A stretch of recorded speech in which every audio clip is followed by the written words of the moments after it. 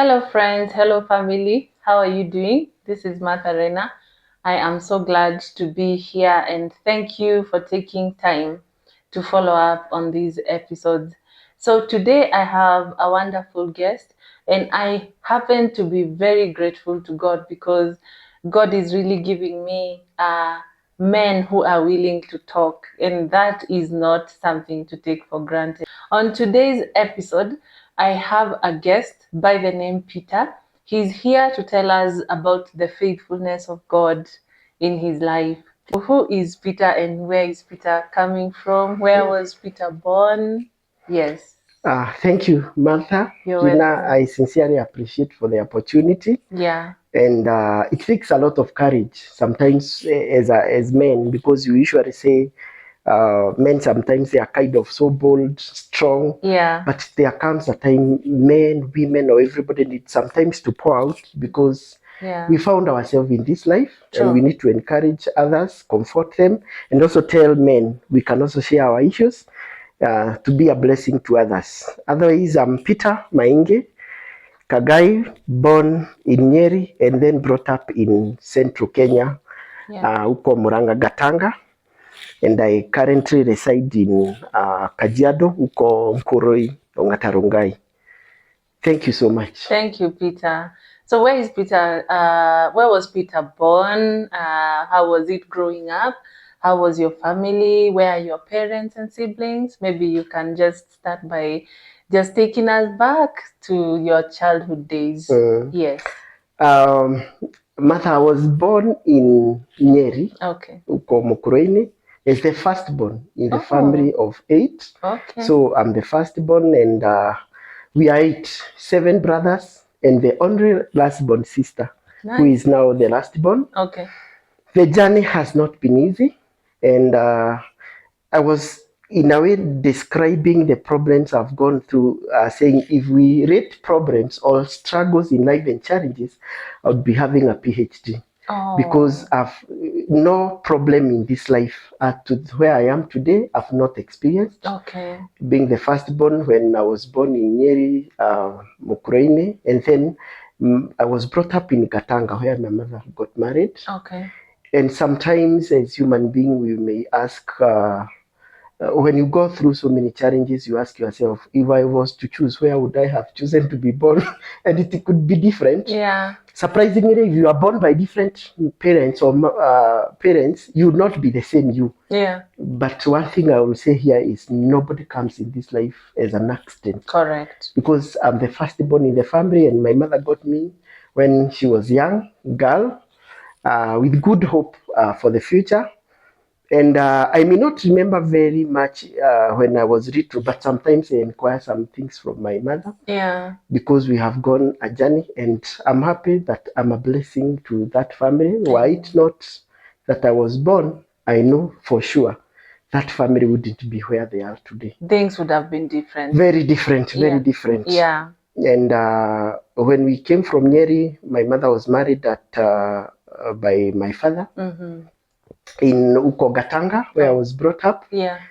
As a young boy, very hardworking, I usually sometimes feel bad because there was a time I was punished, beaten by my father. But when you check, what did I do? I'm an outgoing person and very active in activities, in football, in education. So in everything, I used to be very active. So there were sometimes, and sometimes it really makes me know how to handle my children today, because I remember I could go to our neighbor, and then when my dad comes, Peter, come, and I'm seriously beaten until neighbors would come to try to rescue. And I used to have many questions. Why was my father beating me extraordinary? Yeah. But I've never gotten the answer. Okay. But maybe it molded me because I would have been a naughty boy. Okay. Yeah. Maybe if you'd allow me to ask, were you his biological child? Because already automatically when you grow old and learn and understand even the culture, I'm not. Oh, you're not? Yes, I'm not. Okay. Yes. Okay. All right. So how are your siblings? Do you have any siblings? Okay, you said they're 8. Yes. How are they? Where are they? Where did you guys go to school? And how was it? I think the journey of the school is what sometimes I remember and shocks me, because I started education in my nursery, just my neighborhood. We usually call it Kiamiri. Then I graduated to primary school. You know, those times you used to put our hand here to see whether you can be able to. Let's explain that to our viewers who don't know. Yeah. In Kenya, please make them understand how you would qualify. Go ahead. Sometimes when you go to school, for you to qualify whether you are supposed to start education, they would test maybe the length of your hand. So you do this and touch your ear. If you fail to touch your ear, go back to nursery. Go back to nursery school. Yes, but I'm happy because I was very flexible. I now did it, and then I was accepted. Awesome. Your hand touched the ear. Yes, I was a bit flexible. I made sure I made visa. Yeah. And that's how I joined primary. Okay. And it was good and very active. Yeah. But maybe grade 1, 2, 3. But when I reached around grade 4, 5, there are scenarios that would happen and really in a way shocks me. Sometimes sometimes it's good when you are firstborn, you start boldly. Yeah. Because you used to, we call the issues to do with gender based. Okay. Like slap my mother heavily. And then I would, what are you doing? No, you won't beat my mother. There was a problem, internal problem. And this is why, Martha, I'm happy for the people and the women who stand strong despite the struggles. There was some internal challenges that we didn't know, but as our firstborn, you would calculate and see there is a problem, because it happened, even though I will explain later, that my father married another wife. Okay. And then he never used to come often. So the time he comes, when they quarrel, every time, my mother was a good musician. She used to sing, and our family, for your information, we are a family of singers. So my mother would sing, and I wonder, why is my mother singing in a very passionate way? It's like somebody who is stressed up. I would sometimes imitate, children. I would imitate her. And then I realized she had a kind of a worry, a depression. And sometimes you see she's kind of talking to herself. Okay. And then this is when I noted, oh, my mom is not okay. And possibly that's why maybe they conflict with the father. And as the firstborn, I had now to be strong. Every day I woke up, go to school, and I come home and fight. My mother is very smart. Despite those conditions, she was very smart, clean. She would wash all the clothes very well. But it reached a time that I remember to date, and it really worries me, because when I was coming from school, I found the whole community holding my mother on the ground, as she was kind of screaming, talking. And then it really hurts me. So because why are the neighbors? But when I tried to check my mother, I would see she was kind of talking, depressed, seriously, because of the worry. And that really changed me, because I felt I'm not like. So they're holding her because of how she's behaving? Or? Yes, but in my thinking, it's like the depression exceeded to a tough point where she would overreact. So in the process, they held her together, because mostly this used to happen every time she gives birth to a child, is when the condition would accelerate much further. So, and it really disturbed me. The community hold my mother, and I think later the mother was taken to hospital. And this is when I realized my mother is not like other mothers.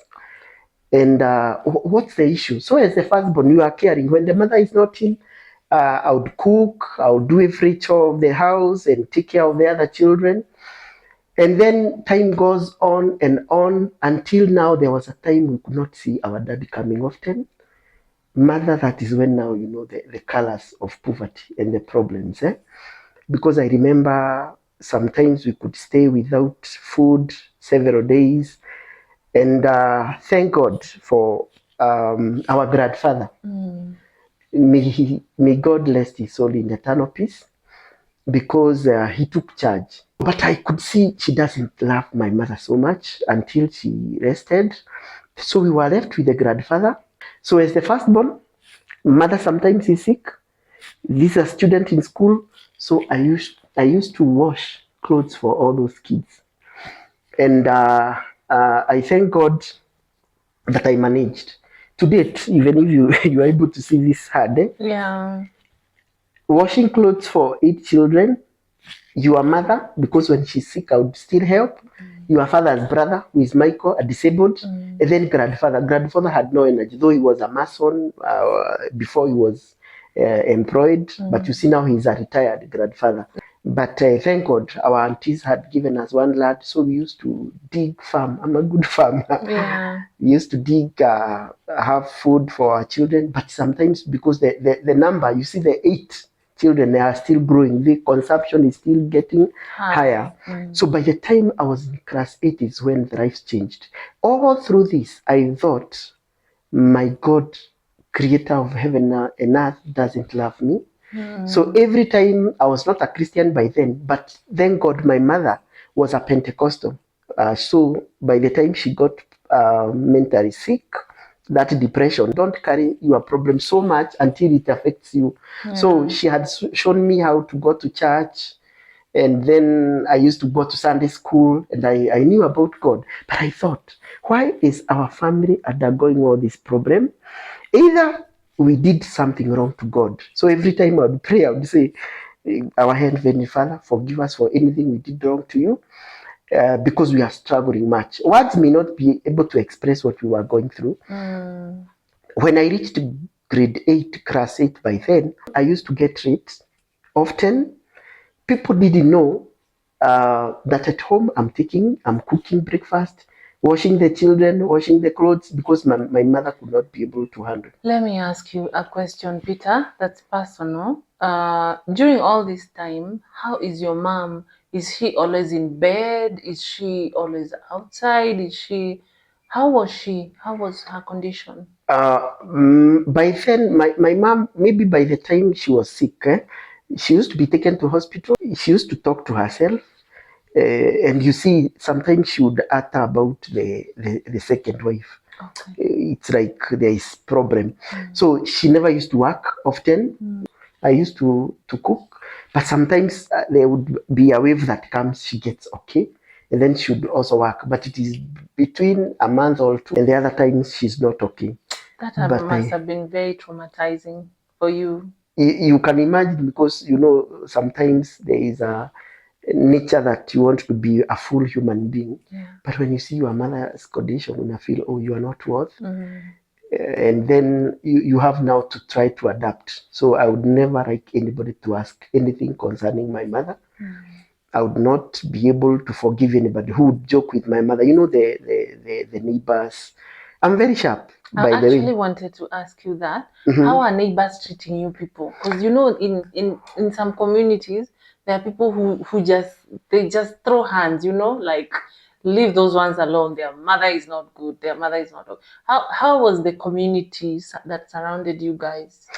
The community was sometimes very harsh, because I would hear some talking ill of my mother. And the worst matter is, at some point, and that's why I forever appreciate our grandfather.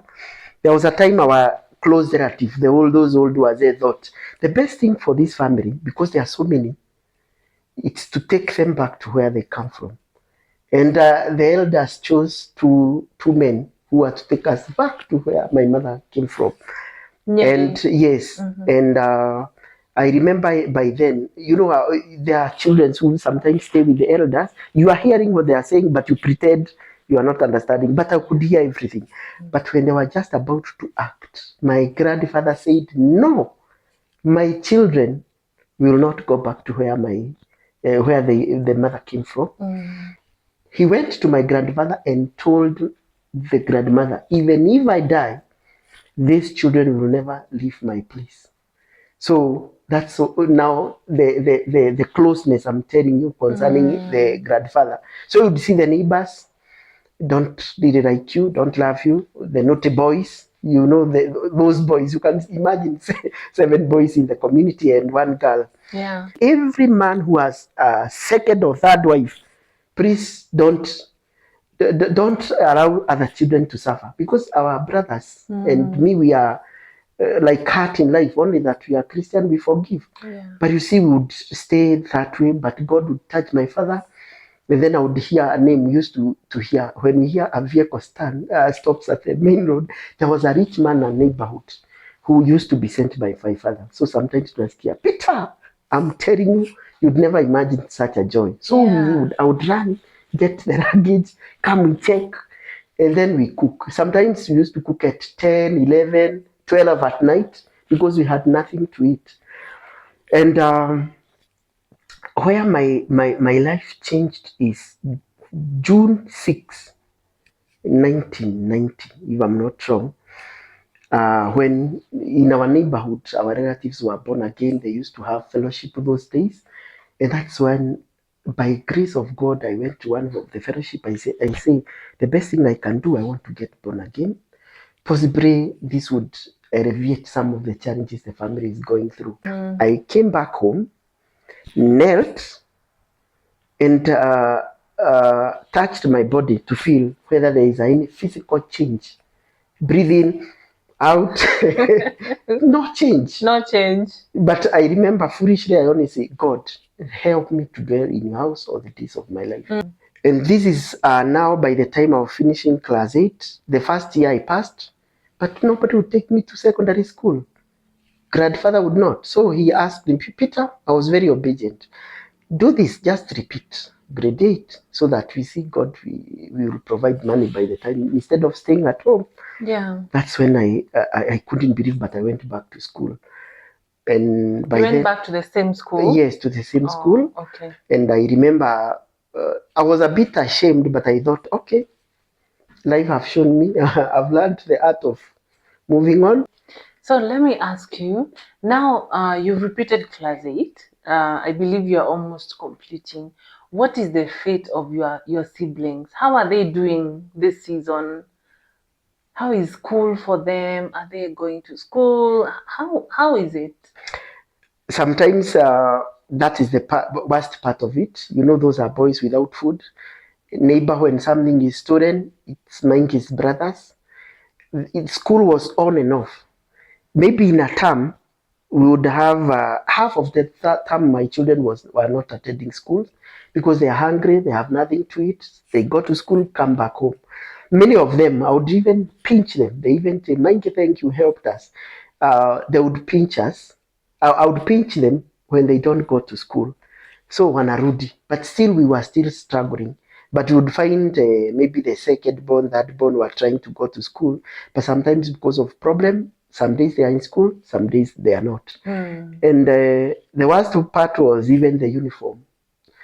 Thank God there was a time when one of our auntie bought us school uniform. I will forever cherish that day, because you can imagine children who never had uniform. And we really, we thank God for that. And so it was on and off. So now I finished class 8, the second year, now going to Form 1. Still I passed. By then I went to my father, told him I want to go to school. Do you know what he did? He told me, Peter, go and start the school. He gave me post-dated checks, 2 of them, for first term and second. And then it was almost a mid-term of first term. That's when I joined school. I had now to look for some people to help me to write notes. And that's when I finished Form 1. A story came Form 2. And this is time now when I was now going, because already the 2 post-dated checks were not okay. I remember one day the principal called me, Peter, you're a bad boy. And I'm a bad boy. No, it is not you. The 2 post-dated checks that your father gave were not okay. So there was no money. Form 2, first term, I'm chased away. Go home. Which means from Form 1 to Form 2, you've not paid anything. Even a shillings, because I only got books from the school. One time we used to take our mother to hospital after every season to avoid the condition worsening. And I remember one day, one doctor asked me, "Why are you not in school? And you have come with a neighbor." I told her that I was chased away. What? I was chased away from school. No, no, no, no, no. Next time when you're coming to clinic, make sure you come with your neighbor and your mother. Now, below that card, they wrote social worker to see. I forever cherish and love people who are social workers. I didn't know how God would work, but the next time we went, social worker to see. So they told my mother, go to that room, you boy, go to the other room. So when I went and found the social worker, asked me every detail of my life. Okay. And that's why she told me, you are not supposed to miss school because of the condition of your mother. So what we will do, I'll give you this letter. She wrote two letters, one from the county and the other one maybe to our DO in those days. DO was just next to Kirwara Boys. And I took them. I didn't know how God is working. When I took them, I remember I was asked, why have you been suffering all through this? So county council, they told me because of financial constraint with the government, we may not be able to help. So the other letter, I took it now to the DO, is what helped. But I remember when now in Kirora Boys, when the letter came and I was told, because Kirora Boys is a bit expensive and it's a national school, what we need to do is to take you to a day school. So choose one. I didn't know where to, but they tried to check which school was closer, and then they found Kehubwini Secondary. So I was given letter, go to Kehubwini. So I joined Form 2 third term.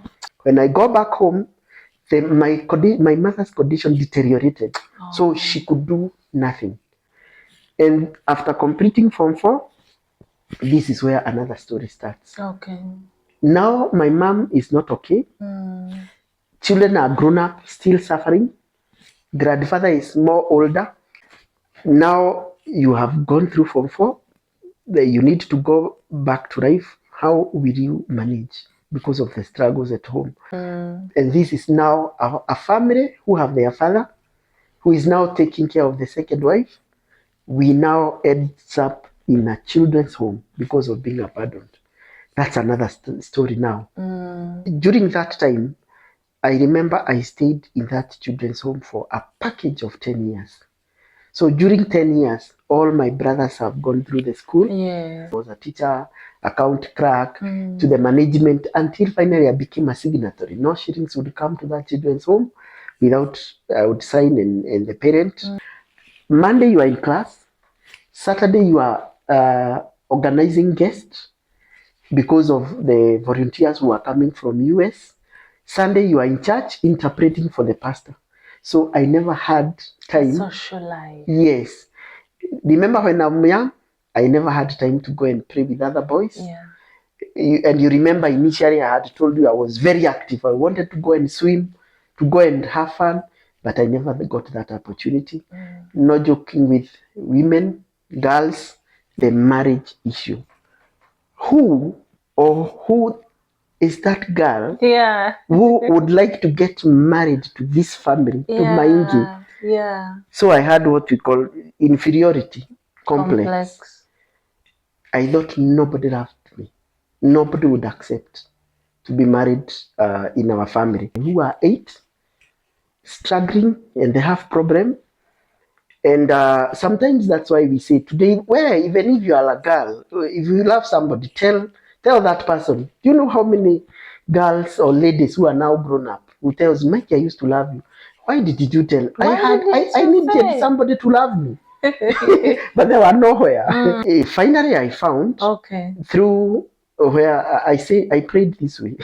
Thank God for that lady. I prayed and I said, Father God,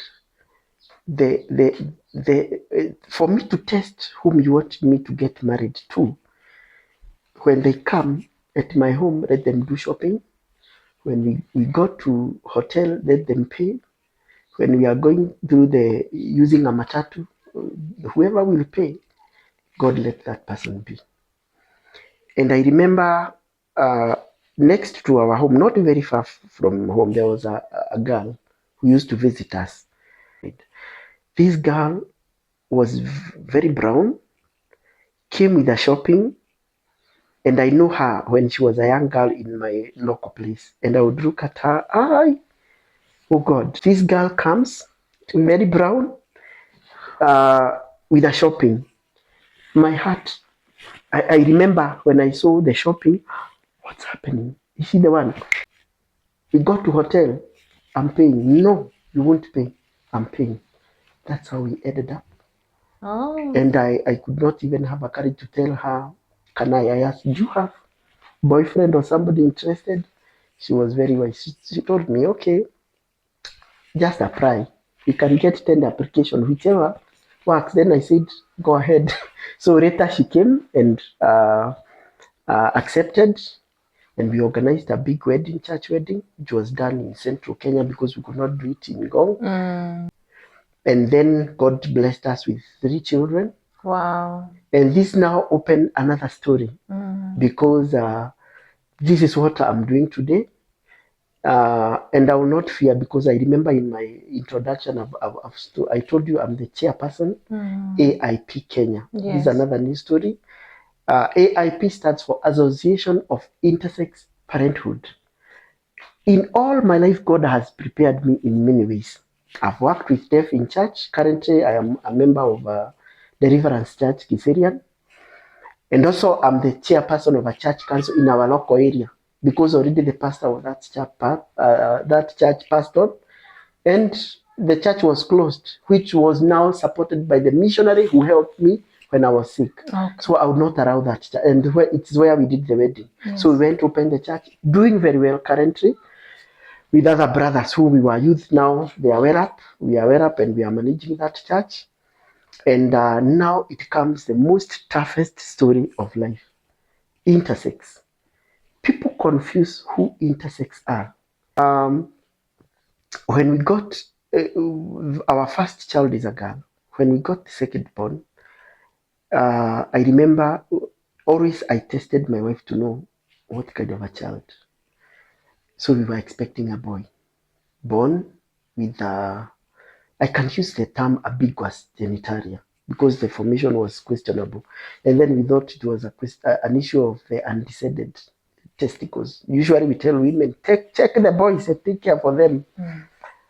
When we were in hospital, they said, wow, this is a bit tough. Can you go and do further tests in your national hospital? And mother, let me tell you, we were admitted for 5 years before they could able to identify the condition of my child, who has a condition we call mixed gonadal dysgenesis. 5 years? Yes, 5 years with 3 surgery until the hospital could not manage. We were referred to US. This is another story. These children are there in Kenya. And it's a story now that God is using to help. I've pushed the government through other support with KNHCR. And one mother, who happens to be the assistant secretary in our organization, the AIP Kenya, got a child. The area of sex, they wrote a question mark, because the genitals would not show, is he a boy and a girl? And it's good at this point to let Kenyans and people know who are intersex. Intersex are children who are born with both genders. They cannot be male or female. And they are born even when they are being born. So, and there are so many in Kenya. Through this woman, there was a task force that was done through the Office of the Attorney General. And in the process, that's how the task force met Kenyatta National Hospital, and they got my contact. Because in the 5 years admission, I had taken care of 10 years of my child, doing a lot of research. In the process of my life, because it's a long story. Peter, where are you admitted for 5 years? Where? I'm talking of our national hospital. Kenyatta? Yes. And for them to diagnose the exact condition of my child, the child looked okay and normally. maybe the result what it shown, it needed the child to go to theater. Maybe when they went for the first surgery, the people who went to theater said, what we thought was not what we thought. So they did what we call a biopsy to test exactly what are those. In fact, I remember we went to Aga Khan for tests, and then they, we are finding something strange with this child. And that's when they said, let's do further tests, where they were now to do the karyotype. Surprisingly, our country, Kenya, cannot do karyotype. And because when I left Children's Home and I joined business, as was well up, I bought 1, 2, or 3 more vehicles. I was completely well up. And then your child is having an issue here. After the surgery, the doctors, when they said, let's do further test, when the further test came, it was your child is not even a boy. You know, the boy is named after my father. Mm-hmm. It's the karyotype. You know, for women, female, we say it's XX, 46. Yeah. Male is XY. Yeah. My child, when the test came, it was XX. Meaning, the child I've named after my father is not even a boy. This opened a new thing I've never thought. And conclusively, they referred the child to US, but it was a bit tough because we needed 10 million. And that's why I tell you, I've no office I can fear to enter. I've gone through all the offices, including the State House, looking for solution, only to realize, these children are so many. Through the task force, the Attorney General Office said, through the research we have seen in Kenya as census, that's why I'm telling you, I've been in most of the medias. I appreciate the government of Kenya because they said we need to do census and know how many are they. That's why the last census, they realized those intersex children are 1,523. And those are some who got courage to confront and to say they are. And this shows the level of stigma. The same gender-based violence, 90% of our members are women, chased away from home. In fact, one of our financial supporter, our treasurer, is a lady. The husband said, because of this child of this nature, me in our family and in our bloodstream, we don't have such. So the best thing is to destroy you. So one night, he brought them to the house and lit the fire so that they can get off. But in the grace of God, they went through, the neighbors were able to help. They brought them out from the house through the window. Many women are crying. Many have committed suicide. Many children, there is what we call infanticide. Some women who give birth to these children, some kill them because they say they are not normal. What we have gone through, Martha, that's when I told you it was another tough story. It took me 10 years. During those 5 years, we spent so much money that you could not believe. And I came to realization and I said, wow, if I go, I'll leave another problem. They'll be worrying, where is our daddy? And I will add more problem instead of solution. And Martha, that's another story. And that's why I tell you, I no longer fear. Today, I'm named as Intersex Fathers in Kenya. My son is very bright. He wants to become a pilot. At the age of 4, could write 1 trillion. And then by then, during that time we were in hospital, we would hear somebody saying, this is not okay. Just kill child and forget about it. Thinking it's a joke, I've come to realize many parents have done it. And this is why we want really to work together to tell people who go through challenges, every child that you give birth to should be protected. The government of Kenya have accepted and recognized intersex. In fact, in every schools and everything, we should be marking I, male and female. I is the intersex, and then male, female, and they're also in the Bible and also in Quran. So we need to tell people, don't condemn, don't judge. If a parent have a child who is disabled, Albinism is also part of disability. There are so many women who hate themselves because of the challenges they go through in family, in life, thinking that's the end. But every challenge that you go through have a reason. Today, I speak boldly without fear. Rena have saved over 30 parents who wanted to kill their children. Others, the women who said we are ridiculed, we are not like human beings because of the challenges we go through. Remember, nobody is immune. No tribe is immune. No religion is immune. I can show you a Muslim, a Christian, and all these children are still struggling and living in our current Kenya. People usually, the worst is some kill them. I know so many who call me, they are killed.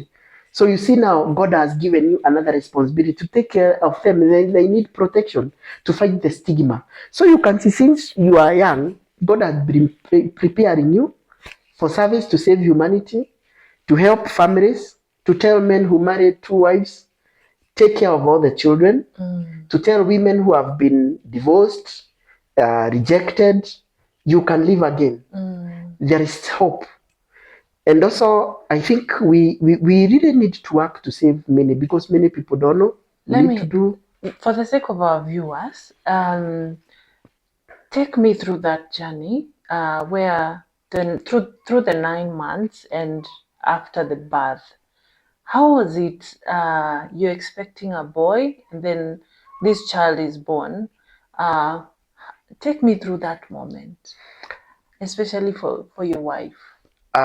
Being a very strong man, having gone through the challenges, my wife is almost the last born in their family. And I remember the first child is a girl.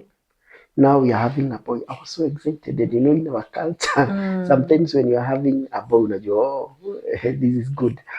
We were so hopeful, financially stable. Yeah. So we had no issue struggling. That's why I would even take her to the best hospital. And mark you, there is no, during those tests, I don't think there is any good hospital in Kenya we've not gone. So when she's born, or when the child is born, sorry, is there do they have both organs? Allow me to be a bit personal. What makes you see that there's something that's not right? What is distinct? Because there may be someone out there that's trying to understand intersex, explain in detail without necessarily really getting so graphic in layman language. What is an intersex person? Number one, because we have about 47 variants of intersex children. 47 variants out of the research done. When our child was born, and it takes a lot of courage to say, I don't fear. Whether people take it, it's God gave me, and it's my child I love to death. Yeah. And I'll make sure I do the best. When the child was born, now the major issue was what we call the ambiguous genitalia. Okay. So you see the formation of the genitalia are not, because my child doesn't have the physical two organs. Okay. But when we went to hospital to do further tests, we realized sometimes boys has testicles. So we thought it was undecided. One was identified, the other one was not. And then during the surgery where they were to drop it, that's when they realized the other part are not okay. In short, because I will just say it. Yeah, just say it. On the right side, he has both ovary and testicle conjoined. So it's called an ovotestis. Okay. On the right side, that side is an ovary. Okay. So, and this also shocked the doctors, because when they were doing what we call penoscrotal hypospadia, is a condition where sometimes penis is not well formed. They do some surgeries to rectify it. In the process of rectifying, they came to realize, oh, this is not the way we think is a boy. So they had to stop and then refer the child for microsurgery abroad. So mostly it's good to let people know there are so many variants of intersex. Some are born with both organs. Okay. Physically, a vagina and a penis. Others are internal, and that's why the definition of an intersex is child who is born with both, who cannot be either male or female. They can either have the both organs. Some can have gonads. Gonads are the ovary and testicle. They can have both. Internal. Yes, internal. The other option can have what we call karyotype. They are XX. There are so many, even there is XXY, XX, and XX46. There are so many variants in terms of chromosomes. That's also a definition of intersex. And there are others who are hormonal. They are, you may see somebody who looks a lady, but when you check, maybe they have some beards, talking bass. Sometimes they are hormones because the body, the ovary produce the estrogen and then testosterone from male that helps the male production. And that's why when intersex are born, some you may not know when they are young. At teenage level, that's when you identify. But when they are coming to teenage, where the adolescent stage, that's where the hell broke loose. In this country of ours, I've visited so many schools who chase away intersex in secondary school. Some schools don't want to accept them because of the condition. So this is why the way I'm trying to explain when you're asking who are intersex. There are people who are born with both genders, both karyotypically, physically, hormonal, and some you may not even realize when they are young. The worst is, I have a scenario of a case of a child who was mutated the penis at the age of 3. Akifika grade 8 anaanza base. Already breasts are developing. So huyu mtoto ni msichana, but already the things are changing. So it's a male. So through the Ministry of Education, we were able to push for the child to do exam through the boy's name. But immediately after finishing, we realized the child is having breast. No penis because it was mutated. What do? You cannot take them to boys' school.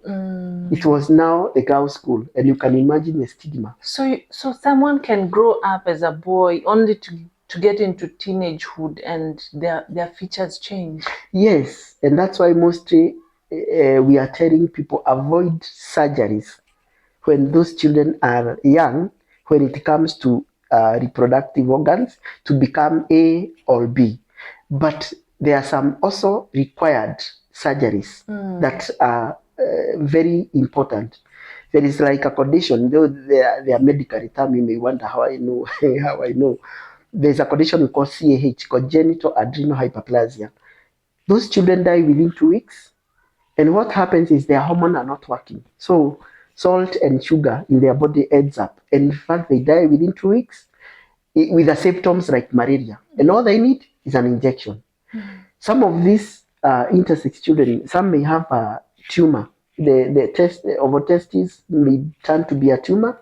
The worst is when it becomes a cancer, malignancy, where it can spread to all in the body.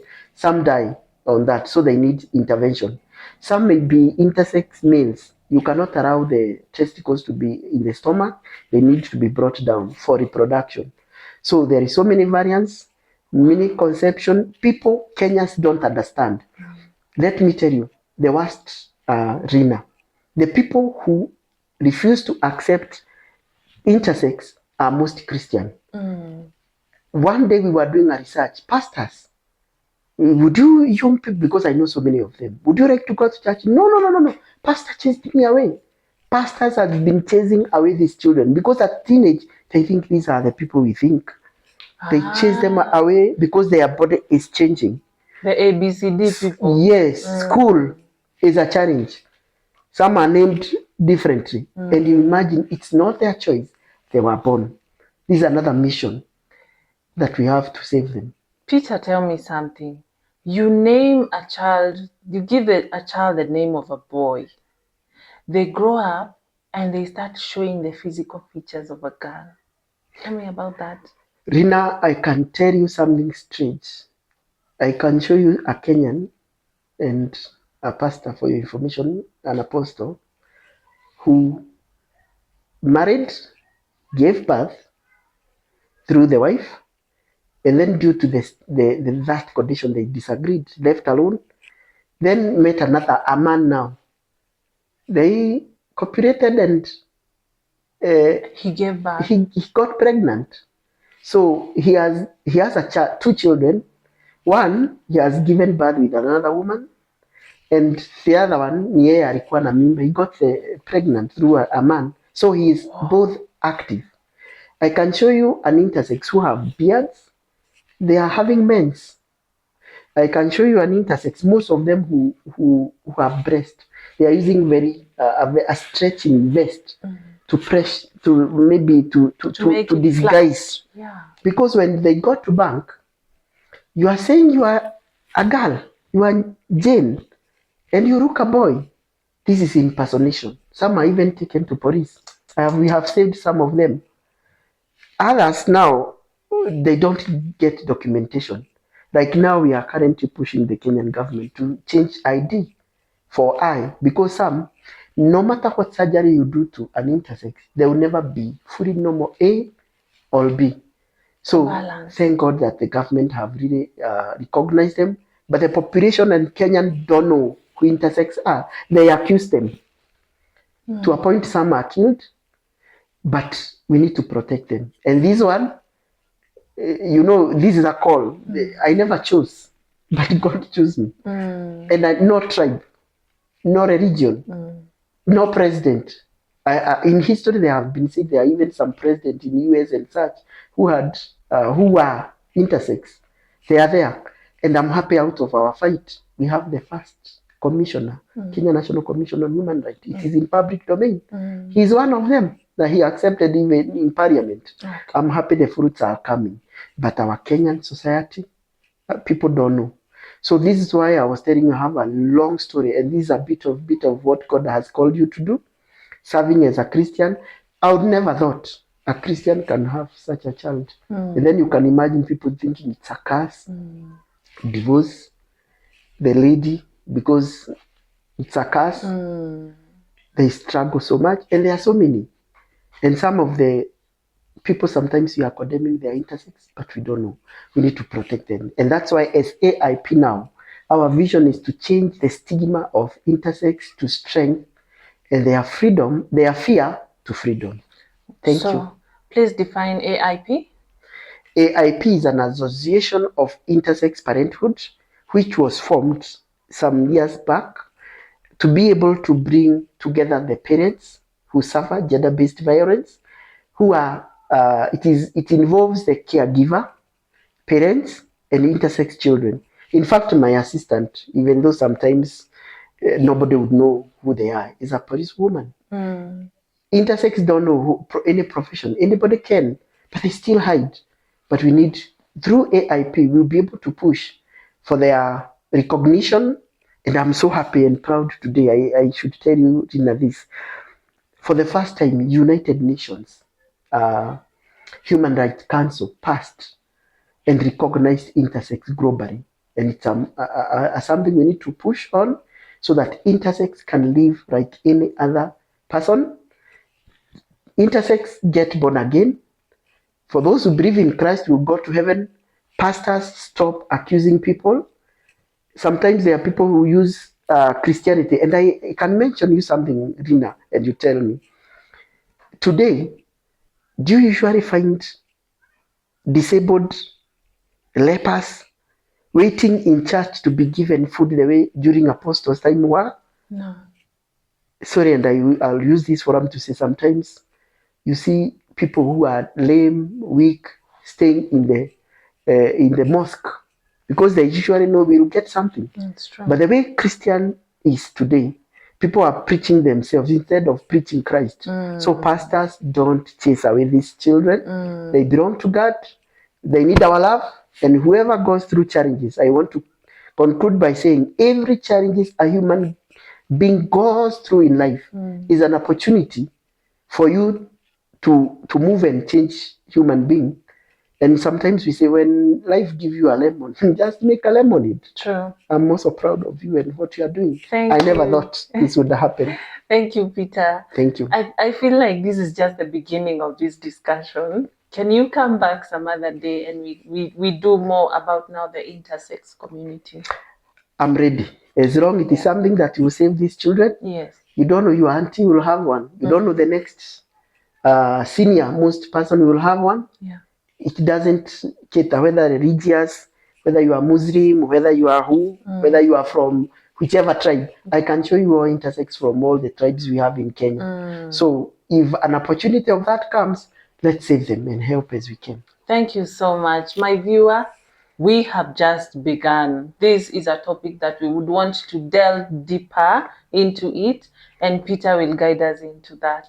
Please, I would like to have you for a second episode as a follow-up for this one. Yeah. So please share your contact. I know there may be someone out there who has never had anything like this and they would want to know more. Or there are people who know someone that's going through stigma, going through the intersex, orientation.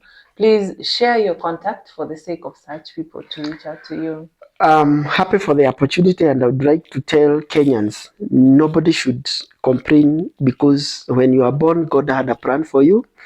And anybody who wants maybe to contact me, because sometimes in life we need to make a decision and sacrifice to change the stigma that the intersex children are going through. Maybe you can contact us through 0792 244 709. That is, if you have any case to do with the intersex, or you have some people who are going through, some even don't know who they are. They wonder, whom am I? There are some even parents who have challenges even conceiving after they are adult, but some don't know. Some are even accused of the way they are not. I'm ready, and I don't fear when it comes to this, because I never chose this. God chose us, and I appreciate for Rina giving me this opportunity. So, and in case you have maybe contact, because I should also tell you, intersex need education. I have several of them who need to go through education.